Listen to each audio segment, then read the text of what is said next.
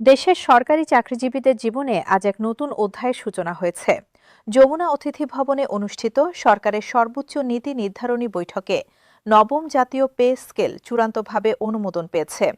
দীর্ঘ অনিশ্চয়তার অবসান ঘটিয়ে এই বৈঠকে সরকারি কর্মচারীদের জন্য তিনটি গুরুত্বপূর্ণ ঘোষণা এসেছে, যা তাদের পেশাগত জীবনে নতুন গতি সঞ্চার করবে এবং আর্থিক সমৃদ্ধি নিয়ে আসবে।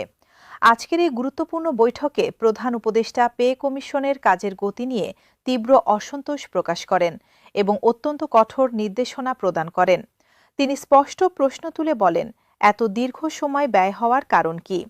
প্রধান উপদেষ্টা উল্লেখ করেন, তিনি নিজে পে কমিশন গঠন করেছিলেন এবং যাদের হাতে এই গুরুদায়িত্ব অর্পণ করা হয়েছিল তাদের দক্ষতা ও অভিজ্ঞতার প্রতি পূর্ণ আস্থা রেখে তিনি প্রত্যাশা করেছিলেন যে সর্বোচ্চ 2 থেকে 3 মাসের মধ্যে সমস্ত কাজ সম্পন্ন হবে। কিন্তু এই অপ্রত্যাশিত এবং অযৌক্তিক বিলম্বের ফলে মাঠ পর্যায়ের চাকরিজীবীদের মধ্যে গভীর হতাশা এবং তীব্র ক্ষোভ সৃষ্টি হয়েছে। প্রধান উপদেষ্টা গভীর উদ্বেগ প্রকাশ করে বলেন, অন্তর্বর্তীকালীন সরকারের প্রতি কর্মচারীদের অসন্তোষ দিন দিন বৃদ্ধি পাচ্ছে এবং এই পরিস্থিতি কোনো অবস্থাতেই মেনে নেওয়া যায় না। তিনি দৃঢ়ভাবে নির্দেশ দিয়ে বলেন, আগামী 1 মার্চ থেকে নবম পে স্কেল অবশ্যই কার্যকর করতে হবে এবং তার পূর্বে অর্থাৎ 20 ফেব্রুয়ারির মধ্যে চূড়ান্ত গেজেট প্রকাশিত হতে হবে।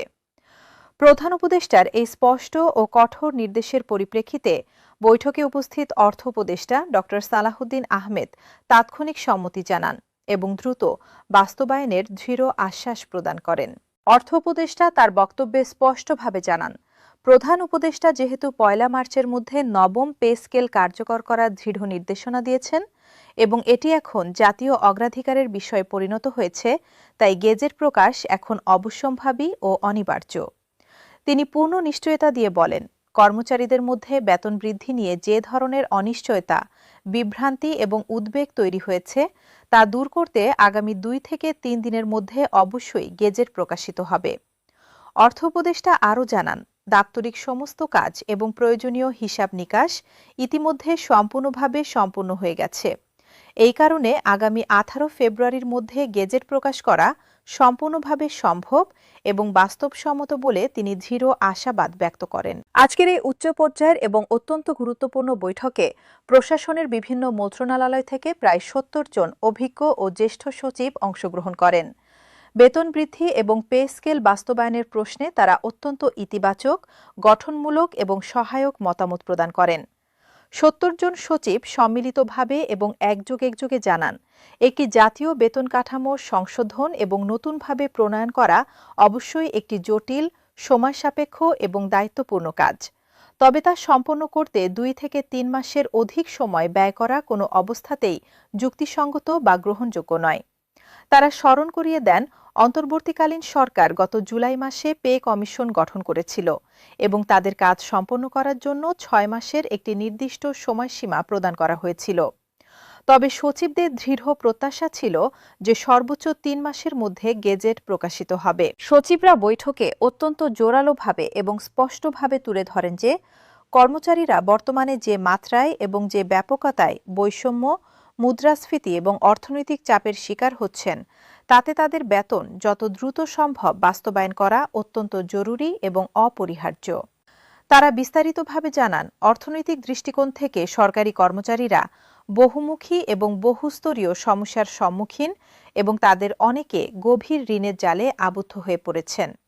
এই জটিল পরিস্থিতিতে তাদের অর্থনৈতিক সক্ষমতা এবং ক্রয় ক্ষমতা বৃদ্ধি করে নবম পে স্কেলের আওতায় সকল প্রকার সুযোগ সুবিধা প্রদান করা অপরিহার্য, যাতে প্রশাসন সচল, কর্মক্ষম এবং গতিশীল থাকে। সচিবরা দৃঢ়ভাবে মতপ্রকাশ করেন যে পে কমিশনকে অবশ্যই তাদের এই অযাচিত বিলম্বের জন্য জবাবদিহিতার সম্মুখীন হতে হবে এবং দ্রুততম সময়ের মধ্যে সকল কার্যক্রম সম্পন্ন করতে হবে। আজকের গুরুত্বপূর্ণ বৈঠকে বিএনপির ভারপ্রাপ্ত চেয়ারম্যান তারেক রহমানও উপস্থিত ছিলেন এবং তিনি সরকারি চাকরিজীবীদের পক্ষে অত্যন্ত দৃঢ় এবং স্পষ্ট বক্তব্য উপস্থাপন করেন। তিনি কোনো ধরনের দ্বিধা ছাড়াই বলেন, কর্মচারীদের এখন আর কোনোভাবেই অবহেলা, অবজ্ঞা বা অসম্মান করা যাবে না এবং তাদের প্রাপ্য সম্মান ও মর্যাদা নিশ্চিত করতে হবে। তারেক রহমান সুনির্দিষ্ট পরিসংখ্যান উপস্থাপন করে গুরুত্বের সঙ্গে উল্লেখ করেন, বাংলাদেশের সরকারি চাকরিজীবীদের প্রায় 1/3 হচ্ছেন নিম্ন আয়ের কর্মচারী এবং তারাই প্রশাসনের প্রকৃত ভিত্তি ও মেরুদণ্ড। এই বিশাল সংখ্যক মানুষের জীবনযাত্রার মান উন্নয়ন এবং আর্থিক নিরাপত্তা নিশ্চিত করতে অবিলম্ব বেতন বৃদ্ধি করে দ্রুততার সঙ্গে গেজেট প্রকাশ করা অত্যাবশ্যক।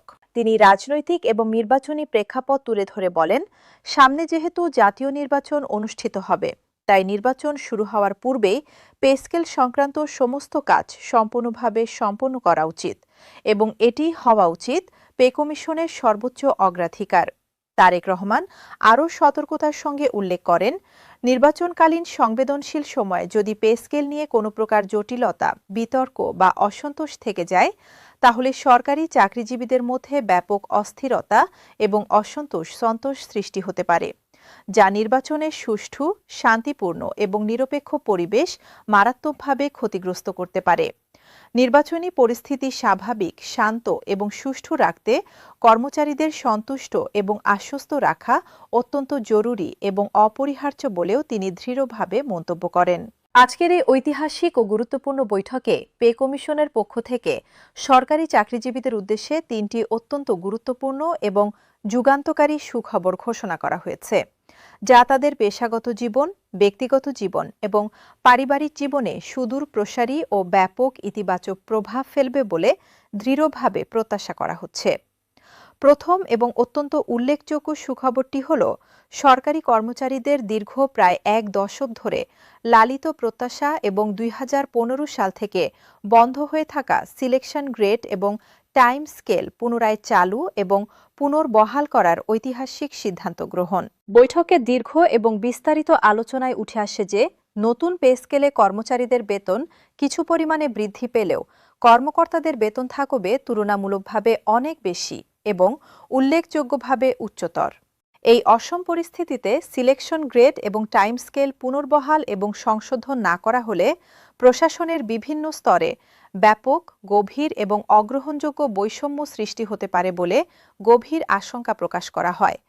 এই অত্যন্ত গুরুত্বপূর্ণ এবং সংবেদনশীল বিষয়টি মাথায় রেখে আজকের বৈঠকে পে কমিশনের chairman Zakir Ahmed Khan selection grade এবং টাইম স্কেল পুনরুদ্ধার এবং পুনর্বহালের যুক্তি, প্রয়োজনীয়তা এবং গুরুত্ব অত্যন্ত বিস্তারিত এবং তথ্যবহুলভাবে তুলে ধরেন। তার সুচিন্তিত এবং তথ্য নির্ভর উপস্থাপনার পরিপ্রেক্ষিতে প্রধান উপদেষ্টা পূর্ণ সম্মতি জ্ঞাপন করে বলেন, সিলেকশন গ্রেড এবং টাইম স্কেল অবশ্যই এবং নিঃসন্দেহে পুনরুদ্ধার এবং পুনর্বহাল করা প্রয়োজন এবং এতে কোনো প্রকার দ্বিমত বা সংশয় থাকতে পারে না।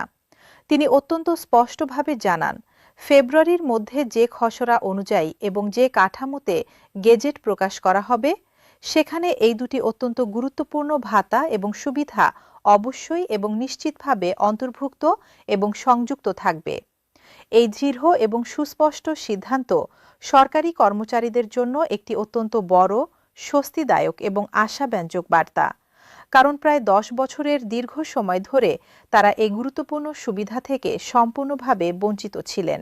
সিলেকশন গ্রেড এবং টাইম স্কেল পুনর্বহাল এবং সক্রিয় হওয়ার মাধ্যমে সরকারি কর্মচারীরা তাদের চাকরি জীবনে একটি নির্দিষ্ট সময়কাল এবং মেয়াদ অতিক্রম করার পর স্বয়ংক্রিয়ভাবে এবং নিয়মিতভাবে বেতন বৃদ্ধি এবং আর্থিক সুবিধা পাবেন।